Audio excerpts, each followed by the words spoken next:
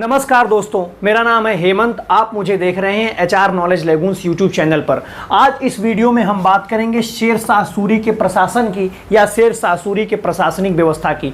देखिए, आप जब भी इतिहास को पढ़ें तब आप सिर्फ फैक्ट को रटने के बजाय इतिहास को समझने का प्रयास करें। जिस भी राजा को पढ़ें, अगर उसकी प्रशासनिक व्यवस्था कुछ अच्छी रही हो या उसके प्रशासनिक व्यवस्था में कुछ समझने लायक हो तो जरूर समझने की कोशिश करें, ताकि आप भी जब यूपीएससी क्लियर करके प्रशासन आपके हाथ में आए या आप भी कभी नेता, मंत्री या विधायक या प्रधानमंत्री देश के बने तो आपके भी हाथ में जब प्रशासन हाथ में आए तो इन सीखों को आप वहाँ पे अप्लाई कर सकें, यहाँ पे जो गलतियाँ हुई थी उसको सुधार कर सकें और जो अच्छी चीज़ें हैं उनको लागू कर सकें। तो आइए हम समझते हैं शेरशाह सूरी के प्रशासन के बारे में। जैसा मैं आपको पहले ही बता चुका था कि शेरशाह सूरी बहुत छोटे घर से निकला था और बहुत बड़ा ओहदा प्राप्त किया था, दिल्ली की गद्दी प्राप्त किया था। अतः उसका दिमाग बहुत शार्प था, उसका दिमाग बहुत विस्तृत था, बहुत बड़ा दिमाग था। इसीलिए शासक बनने के बाद, दिल्ली का राजा बनने के बाद वह अपने पूरे प्रशासनिक व्यवस्था में बहुत सारे बदलाव करता है। तो आइए हम देखते हैं कि वो प्रशासनिक व्यवस्था में कैसे कैसे बदलाव करता है। तो शेरशाह सूरी जो था उसको अकबर का पुरोगामी कहा जाता है। अकबर का पुरोगामी कहा जाता है। अकबर का पुरोगामी इसलिए कहा जाता है कि जो अकबर की व्यवस्था बाद में अकबर आकर के करेगा, वो शेरशाह सूरी पहले ही वैसी व्यवस्था, कुछ उसी तरह की प्रणाली शेरशाह सूरी की होती है। यानी कि शेरशाह सूरी की अगर प्रणाली को देखें या इतिहास को पूरे अगर देखा जाए तो कुछ ही राजा होते हैं जिनकी प्रशासन व्यवस्था बहुत अच्छी होती है। तो उसमें से शेरशाह सूरी भी एक ऐसा सम्राट है जिसकी प्रशासनिक व्यवस्था बहुत ही अच्छी होती है। तो शेरशाह सूरी जो होता है वह एक तंत्रात्मक शासन प्रणाली में विश्वास करता था। कौन सी शासन प्रणाली में? एक तंत्रात्मक शासन प्रणाली में विश्वास करता था। आप ये पूछेंगे कि ये एक तंत्रात्मक प्रशासन प्रणाली क्या होती है? तो एक तंत्रात्मक शासन प्रणाली ऐसी होती है जिसमें जितने भी विभाग होते हैं उस शासन प्रणाली में, अगर अलग अलग विभागों की स्थापना की गई है, फिर भी वो सारे के सारे विभाग किसके अंडर में आएंगे? किसी एक आदमी के अंदर में आएंगे या किसी एक व्यवस्था के अंतर्गत आएंगे या किसी एक विभाग के अंतर्गत आएंगे। यानी कि सारे विभागों को मिला करके एक प्रशासन बनेगा, लेकिन वो प्रशासन पूरी तरह से सेंट्रलाइज रहेगा। एक आदमी के हाथ में बहुत सारी पावर रहेगी, लगभग सारी की सारी पावर क्या होगी? एक आदमी के हाथ में होगी। इसी को हम क्या कहते हैं? एक तंत्रात्मक शासन प्रणाली कहते हैं। जैसे आप प्राचीन भारत में मौर्य काल को देखें तो मौर्य काल की भी शासन प्रणाली आपको एक तंत्रात्मक दिखेगी। आप अकबर को देखेंगे तो अकबर की भी प्रणाली कुछ इसी तरह की ही दिखेगी। ठीक है, तो उसी तरह की प्रणाली क्या थी? शेरशाह सूरी की थी, एक तंत्रात्मक शासन प्रणाली थी। यानी कि वह पूरे के पूरे प्रशासनिक व्यवस्था को क्या करता था? अपने हाथ में लेकर के रखता था। ठीक, तो शेरशाह सूरी के अगर प्रशासन को आप और नज़दीक से देखने की कोशिश करेंगे तो शेरशाह सूरी का जो प्रशासन था वो 3 पार्ट में इसको हम बांट करके पढ़ सकते हैं, जिसको हमने अलग अलग नाम से यहाँ पर लिख दिया है। क्या है? शेरशाह सूरी के प्रशासन को केंद्रीय प्रशासन, प्रांतीय प्रशासन और स्थानीय प्रशासन के रूप में पढ़ सकते हैं। तो ये आज की भी व्यवस्था अगर देखें तो कुछ ऐसी ही व्यवस्था आपको दिखती है। जैसे देखिए क्या होता है, आज के समय में भी लोकसभा का चुनाव होता है जिसमें प्रधानमंत्री चुने जाते हैं, केंद्र की सरकार चुनी जाती है। उसी तरह से आज क्या होता है? एमएलए का इलेक्शन होता है, मेंबर ऑफ लेजिस्लेटिव असेंबली, या विधानसभा का जो चुनाव होता है उस विधानसभा के चुनाव में राज्य के मुख्यमंत्री चुने जाते हैं। उसी तरह से स्थानीय स्तर पर चुनाव होते हैं जिसमें आपके गांव के प्रधान चुने जाते हैं, आपके गांव से बीडीसी चुने जाते हैं, क्षेत्र पंचायत, जिला पंचायत वगैरह लोग चुने जाते हैं स्थानीय स्तर पर। तो इसी तरह से देखिए कुछ इसका भी प्रशासन था। एक तो थी केंद्रीय प्रशासन व्यवस्था, दूसरी थी प्रांतीय प्रशासन व्यवस्था और तीसरी क्या थी? स्थानीय प्रशासन व्यवस्था। इस केंद्रीय प्रशासन को आप ऐसे समझें जैसे आज का प्रधानमंत्री है, जैसे आज का प्रधानमंत्री दिल्ली की गद्दी पर बैठा हुआ है। प्रांत को आप क्या समझिए? आज के समय का स्टेट समझिए या आज के समय का राज्य समझिए। उसी तरह से स्थानीय प्रशासन को, जो आजकल स्थानीय निकाय चुनाव होते हैं, जिले स्तर से लेकर के ग्राम स्तर तक के जो जिला पंचायतों से लेकर के क्षेत्र पंचायतों से लेकर के ग्राम पंचायतों तक का सिस्टम होता है, उसको आप स्थानीय प्रशासन के रूप में इसमें समझ सकते हैं। ठीक है, तो मैंने आपको सबसे पहले यही बता दिया कि शेरशाह सूरी एक तंत्रात्मक शासन प्रणाली में विश्वास करता था। इसीलिए जो अपना केंद्रीय प्रशासन शेरशाह सूरी बनाएगा उसमें सारी की सारी पावर किसके पास होगी? शेरशाह सूरी के पास होगी। लेकिन शेरशाह सूरी अकेला आदमी सारी चीज़ों को उतने अच्छे तरीके से नहीं चला सकता, इसीलिए उसने क्या किया, अलग अलग विभागों की क्या की, स्थापना की। अलग अलग विभागों की स्थापना की, जो कुछ इस प्रकार से यहाँ पर लिखे हुए हैं, जो ब्लैक पेन से मैंने लिखा हुआ है यहाँ पर, ये सारे क्या हैं, शेरशाह सूरी के विभाग हैं अलग अलग। शेरशाह सूरी के क्या हैं, ये विभाग हैं अलग अलग। जैसे मैं देखूं कि पहला विभाग शेरशाह सूरी का कौन सा है, तो पहला विभाग शेरशाह सूरी ने जो बनाया है वो है दीवाने वजारत। पहला विभाग क्या है शेरशाह सूरी का? दीवाने वजारत बोलेंगे इसको। दीवाने वजारत क्या है? दीवाने वजारत एक विभाग है, इसको आप विभाग कहिए, अधिकारी का नाम नहीं है ये। दीवाने वजारत एक विभाग है। जैसे आजकल के मंत्रालय होते हैं ना, जैसे वित्त मंत्रालय अलग हो गया, रक्षा मंत्रालय अलग हो गया, विदेश मंत्रालय अलग हो गया। तो मंत्रालय एक विभाग होता है, लेकिन उस मंत्रालय के अधिकारी को सबसे ऊंचा अधिकारी क्या होता है, वो मंत्री कहते हैं उसको। उसी तरह से ये क्या है, विभाग है। जैसे एक विभाग है दीवाने वजारत, दूसरा विभाग है दीवाने आरिज, तीसरा विभाग है दीवाने रसालत, चौथा विभाग है दीवाने इंशा, पांचवा विभाग है दीवाने कज़ा, छठा विभाग है दीवाने बरीद। तो ये सारे क्या है, इसके विभाग हैं। तो एक एक विभागों को आइए ध्यान से समझ लेते हैं। देखिए क्या है, ये जो दीवाने वजारत है, दीवाने वजारत, इसका सबसे उच्चतम जो अधिकारी होता था उसको हम वजीर कहते थे, और वजीर बिल्कुल आज के प्रधानमंत्री की तरह था। ठीक, बिल्कुल तो नहीं कह सकते, लेकिन वजीर को हम प्रधानमंत्री कह सकते हैं, क्योंकि प्रधानमंत्री वह मंत्री होता है जिसका सारे मंत्रियों पर नियंत्रण होता है। तो उसी तरह से ये जो दीवाने वजारत था, इसका सारे विभागों पर क्या होता था, नियंत्रण होता था। लेकिन दीवाने वजारत का भी नियंत्रण किसके हाथ में था, शेरशाह सूरी के हाथ में था। इस बात को आप ध्यान से समझिएगा कि शेरशाह सूरी के हाथ में तो ये सारे विभाग थे, लेकिन ये सारे विभाग एक आदमी के पहले एक और आदमी के हाथ में थे, उसको क्या कहते हैं, दीवाने वजारत कहते हैं। तो इस बात को ऐसे समझिए कि ये जो सारे विभाग हैं किसके अंडर में आएंगे, दीवाने वजारत के अंडर में आएंगे। दीवाने वजारत किसके अंडर में आएगा, शेरशाह सूरी के अंडर में आएगा। यानी सारे विभागों पर किसका फैसला लागू होगा, शेरशाह सूरी का फैसला लागू हो जाएगा। समझ में आ गई बात। तो ये जो दीवाने वजारत था, एक और बहुत महत्वपूर्ण काम देखता था, जिसको आर्थिक मामला कहते हैं। यानी कि यह वित्त मंत्री की तरह भी काम करता था आज के, और यह कैसा काम करता था, प्रधानमंत्री की तरह भी काम करता था। यानी आर्थिक मामलों की भी देखभाल कौन करता था, ये दीवाने वजारत ही वजीर ही करता था, वजीर। और यही वजीर क्या करता था, आर्थिक मामलों की देखभाल के साथ साथ प्रधानमंत्री का भी काम करता था। यानी सारे विभागों पर अपना नियंत्रण स्थापित करके रखता था। ठीक, दूसरा जो विभाग है, दूसरा, उसको हम कहते हैं दीवाने आरिज। दूसरे विभाग को हम क्या कहते हैं, दीवाने आरिज कहते हैं। दीवाने आरिज का जो सबसे बड़ा अधिकारी था, उसको हम कहते हैं आरिजे मुमालिक। उसको हम क्या कहते हैं, उसको हम कहते हैं आरिजे मुमालिक। विभाग को हम क्या कहते हैं, दीवाने आरिज कहते हैं। दीवाने आरिज का जो सबसे बड़ा अधिकारी था, उसको कहते थे आरिजे मुमालिक। और आरिजे मुमालिक कैसा था, आरिजे मुमालिक आज के आर्मी चीफ की तरह था, सैन्य प्रमुख की तरह था, सेना का प्रमुख अधिकारी की तरह था। तो पूछे दीवाने आरिज एक विभाग हो गया। ये कैसा विभाग है, सेना का विभाग है। और दीवाने आरिज का जो सबसे बड़ा अधिकारी था, उसको हम कहते थे आरिजे मुमालिक। और आरिजे मुमालिक कैसा काम देखता था, सैन्य संबंधी कार्य देखता था। लेकिन यहाँ एक क्वेश्चन ये पूछता है कि क्या आरिजे मुमालिक सैनिकों की भर्ती करता था, तो आप कहेंगे सैनिकों की भर्ती नहीं करता था। सैन्य विभाग का काम सारा देखता था, लेकिन सैनिकों की जो भर्ती करता था वो शेरशाह सूरी स्वयं करता था। तो देखिए, जो सबसे मेन काम है सैनिकों के भर्ती का काम, वो शेरशाह सूरी स्वयं अपने हाथ में लेकर के रखता था। जब मैं इसकी सैन्य व्यवस्था पढ़ाऊंगा तब आपको बहुत डिटेल में उसको समझाऊंगा कि सैनिकों की भर्ती किस तरह से और कैसे की जाती थी। ठीक, अभी आप इतना समझिए कि एक विभाग है दीवाने आरिज। दीवाने आरिज का जो सबसे बड़ा अधिकारी, उसको कहेंगे आरिजे मुमालिक। और आरिजे मुमालिक सैन्य संबंधी कार्य देखता था, लेकिन सैनिकों की भर्ती नहीं करता था। सैनिकों की भर्ती कौन करता था, सैनिकों की भर्ती खुद शेरशाह सूरी करता था। ठीक, तीसरा विभाग इसका कौन सा है, दीवाने रिसालत। दीवाने रिसालत, रिसालत, दीवाने रिसालत विभाग है। और दीवाने रिसालत के विभाग के जो अधिकारी थे उनका क्या काम था? उनका काम था अन्य राज्यों के साथ पत्राचार करना, यानी दूसरे राज्यों के साथ किस संधि की बात करनी है, दूसरे राज्यों के साथ युद्ध की बात करनी है, दूसरे राज्यों के साथ शांति समझौता करना है। उनके बीच में जो पत्राचार होता था शेरशाह सूरी के साम्राज्य से और किसी साम्राज्य से, तो उसको कौन करता था? ये दीवाने रिसालत नाम का विभाग करता था। दीवाने रिसालत का अधिकारी ये काम करता था। वो क्या करता था?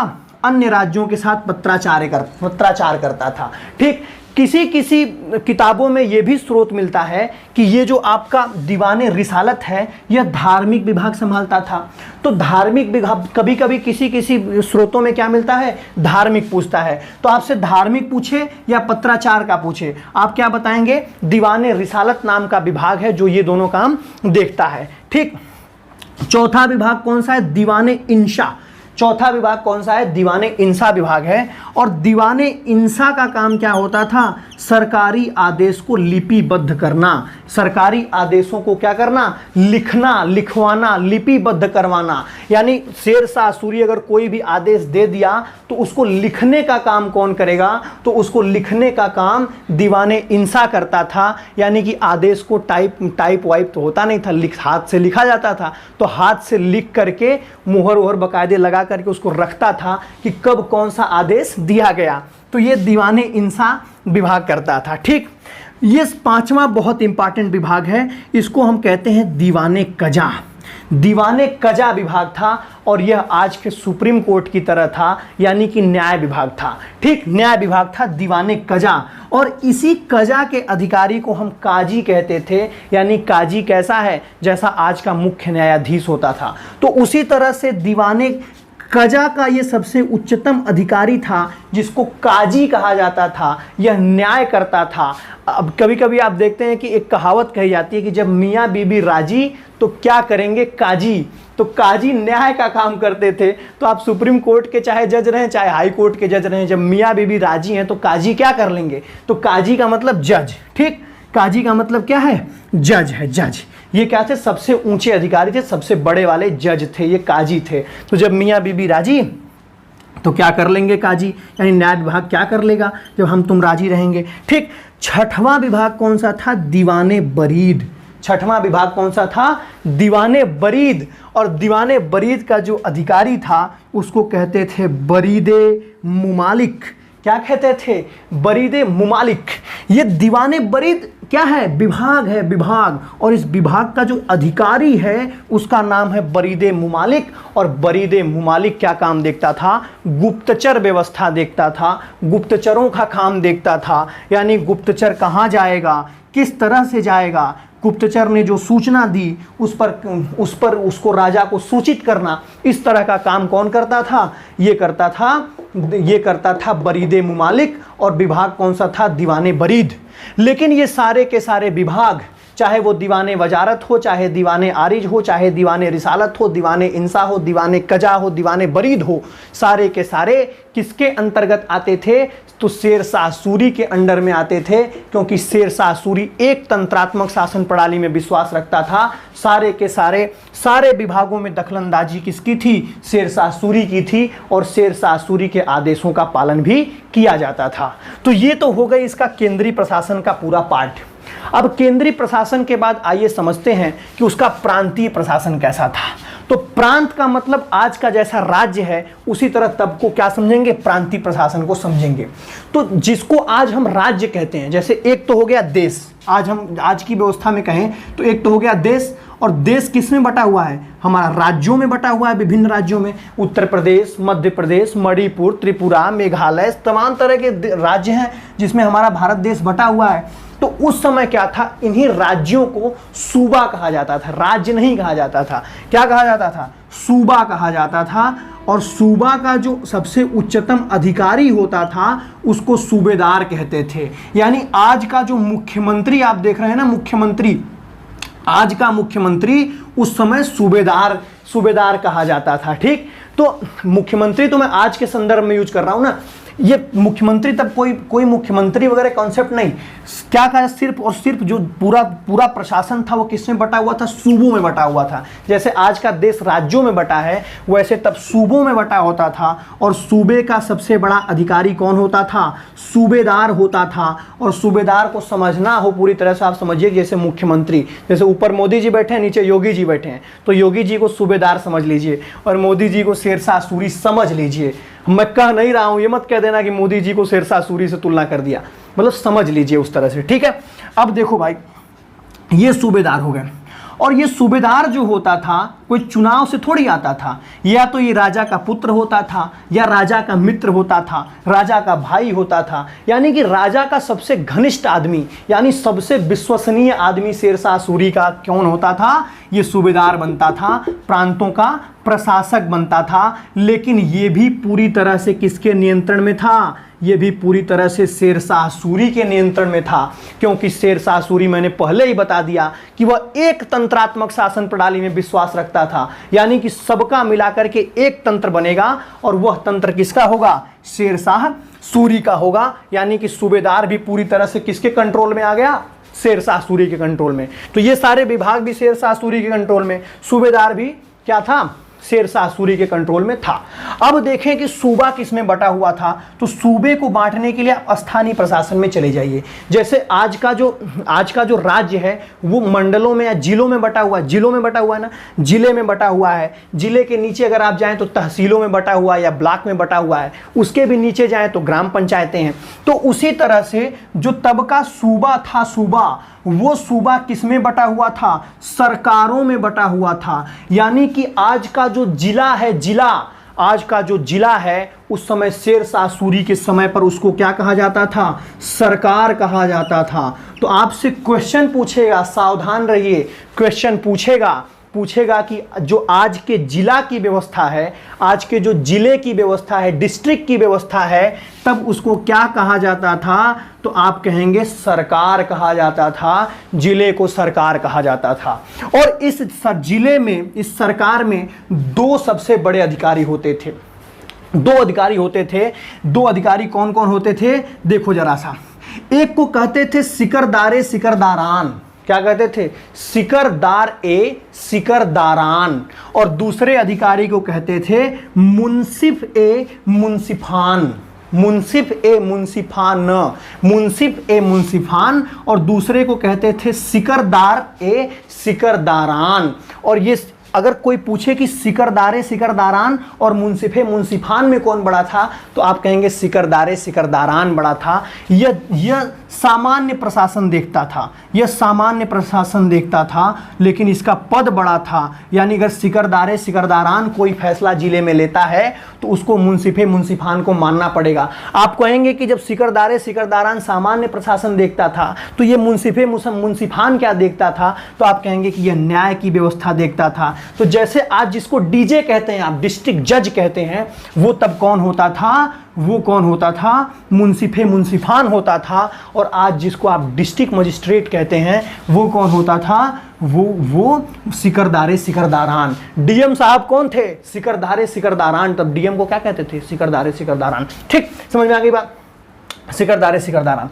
अब जिला जैसे आजकल तहसीलों में बटा हुआ है ना, जैसे जिला आजकल के तहसीलों में, एक जिले में 8-10 तहसीलें, किसी में कम, किसी में ज़्यादा, तो एक जिला कई तहसीलों में बटा होता था। उसी तरह तब का जो सरकार था वो किस में बटा हुआ था, परगना में बटा हुआ था। किसमें बटा हुआ था, परगना में बटा हुआ था। यानी शेरशाह सूरी के समय पर देखो तो केंद्रीय प्रशासन था, और केंद्रीय प्रशासन किस में बट गया, सूबों में बट गया, और ये सूबे किस में बट गए, सरकारों में बट गए। और सरकार से जो छोटी इकाई, यानी जैसे आज का जिला तहसीलों में बटा हुआ है, उसी तरह तब का जो सरकार था वह परगना में बटा हुआ था।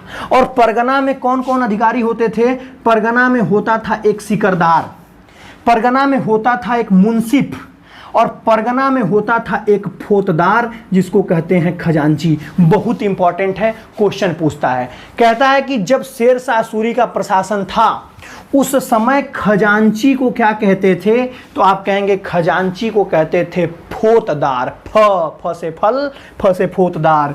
तो खजांची को क्या कहते थे? फोतदार कहते थे।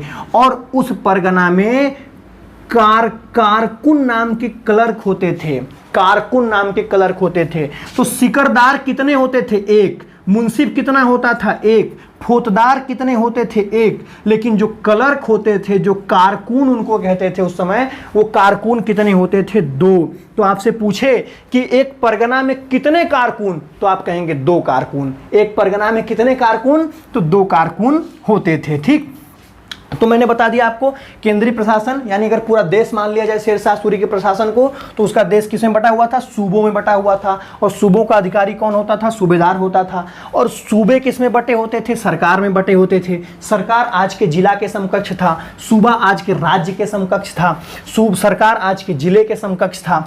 सरकार बटा, जैसे आज का जो जिला है वो बटा होता है किसमें? तहसीलों में। उसी तरह से तब किसमें बटा होता था? सरकार परगनों में बटा हुआ था, परगना में बटा हुआ था। और परगना में एक सिकरदार होता था, एक मुंसिफ होता था, एक फोतदार होता था। फोतदार तो बहुत इंपॉर्टेंट है, खजांची कहते हैं, खजांची फोतदार, खजांची फोतदार। और कारकुन जो होते थे, क्लर्क जो होते थे, कारकुन कहते थे उनको। और वो कारकुन कितने होते थे? वो कारकुन होते थे दो। ठीक, अब परगना जो था, जैसे परगना तो तहसील के समकक्ष हो गया। आज की तहसीलें भी कई कई गांवों में बटी होती हैं, कई गांव मिलाकर के एक तहसील बनता है ना। उसी तरह से तब जो ग्राम था, तब जो परगना था, वो ग्राम में बटा हुआ था। यानी शेरशाह सूरी के प्रशासन की सबसे छोटी इकाई क्या थी? तो आप कहेंगे सबसे छोटी इकाई ग्राम थी, सबसे छोटी इकाई ग्राम। और सबसे छोटी इकाई ग्राम थी। गांव मिला के बनता था परगना, परगना मिलकर के बनते थे सरकार, और सरकार मिलकर के बनते थे सूबे, और सूबे मिलकर के बन जाते थे पूरे केंद्रीय प्रशासन, जिस पर शेरशाह सूरी का अधिकार था। ठीक, तो गांव का जो अधिकारी था सबसे बड़ा, उसको कहते थे मुखिया। जैसे आपके गांव में होते हैं प्रधान जी, जैसे आपके गांव में होते हैं सरपंच जी, उसी तरह से तब गांव के जो सबसे बड़ा अधिकारी होता था गांव लेवल पर, उनको हम क्या कहते थे? मुखिया कहते थे। और मुखिया के संदर्भ में सबसे महत्वपूर्ण बात यह है कि यह गैर सरकारी अधिकारी होता था, सरकारी अधिकारी नहीं होता था। तो ये कैसा अधिकारी था? गैर सरकारी। तो आपसे क्वेश्चन पूछेगा, अगर पूछे कि निम्न में से कौन सा अधिकारी गैर सरकारी था शेरशाह सूरी के समय, और उसमें ऑप्शन दे देगा सूबेदार, सिकरदार सिकरदारान, मुंसिफ, और एक ऑप्शन दे देगा मुखिया। तो आप कहेंगे गैर सरकारी मुखिया था, बाकी सारे क्या थे? सरकारी थे, गवर्नमेंट ऑफिसर थे। यही नॉन गवर्नमेंट बॉडी थी। नॉन गवर्नमेंट बॉडी एक कौन सी थी? मुखिया का पद होता था। तो मैंने आपको ये पूरी तरह से क्या समझा दिया? शेरशाह सूरी का प्रशासन समझा दिया, जिसमें मैंने बताया कि शेरशाह सूरी के प्रशासन को 3 स्तर पर देख सकते हैं: केंद्रीय प्रशासन, प्रांतीय प्रशासन और स्थानीय प्रशासन। केंद्रीय प्रशासन में निम्न तरह के विभाग थे, जिसके बारे में मैंने आपको पूरी तरह समझाया। उसी तरह से जो केंद्रीय प्रशासन था, फिर आगे चल करके किसमें बढ़ता है? सूबों में। और सूबे का मुखिया सूबेदार होता था। सूबेदार आज के मुख्यमंत्री के समकक्ष था। वो जो सूबेदार बनता था, वो राजा का बहुत घनिष्ठ संबंधी होता था, राजा का मित्र होता था। उसी तरह जो सूबा, जैसे आज का राज्य जिले में बटा हुआ है, उसी तरह तब का सूबा सरकार में बटा हुआ था। सरकार परगना में बटी हुई थी, और परगना ग्राम में बटा हुआ था। गांव प्रशासन की सबसे छोटी इकाई थी। गांव के मुखिया को, गांव का सबसे बड़ा अधिकारी था, उसको मुखिया कहा जाता था। मुखिया गैर सरकारी अधिकारी था, बाकी सारे सरकारी अधिकारी थे। लेकिन सब पर नियंत्रण किसका था? शेरशाह सूरी का था, क्योंकि शेरशाह सूरी एक तंत्रात्मक प्रशासन प्रणाली में विश्वास करता था। अब ये वीडियो खत्म हुआ। अगली वीडियो में मैं शेरशाह सूरी के सैन्य व्यवस्था के बारे में बात करूंगा। एक क्वेश्चन इंपॉर्टेंट आपने ध्यान दिया होगा कि दीवाने आरिज, या इसी को दीवाने अर्ज भी कहते हैं, दीवाने अर्ज, कभी कभी क्वेश्चन पूछता है, कंफ्यूज मत हो जाना। दीवाने आरिज या दीवाने अर्ज सैन्य संबंधी कार्य देखता था, सैन्य विभाग का सबसे बड़ा अधिकारी था, लेकिन सैनिकों की भर्ती नहीं करता था। सैनिकों की भर्ती शेरशाह सूरी करता था। समझ में आ गई बात? तो ये सारी चीजें आप ध्यान में रखेंगे, इसको नोट कर लेंगे। बाकी कुछ लोग ये कह रहे थे कि हम नोट नहीं कर पाते हैं इस पर से, तो उसके लिए हमारे पास जुगाड़ है कि मैं अपना हैंड रिटन नोट अपने व्हाट्सएप ग्रुप में पीडीएफ के माध्यम से डाल दिया करूंगा, या अगर लिंक वाली व्यवस्था बन जाती है तो डिस्क्रिप्शन में डाल दूंगा, जहां से आप डाउनलोड कर लेंगे नोट्स। बाकी डिस्क्रिप्शन में मैं ये भी डाल दूंगा कि मेरा फेसबुक, व्हाट्सएप, इंस्टाग्राम क्या है, वहाँ अगर जुड़ना चाहते तो वहाँ जुड़ जाइए। बाकी आप पढ़ते रहिए मेहनत से, ताकि आप अपने परिवार का, अपने गाँव का, अपने ज़िले का, अपने सूबे का, परगना का, सरकार का, सबका नाम रोशन करते रहें। बिल्कुल अच्छे से आगे बढ़ते रहें, बड़ों को सम्मान देते रहें, छोटों से प्यार करते रहें, और अपने व्यक्तित्व का विकास कुछ इस तरीके से करें कि महिलाएं आपके साथ अपने आप को सुरक्षित महसूस करें। बहुत बहुत धन्यवाद। जय हिंद, जय भारत।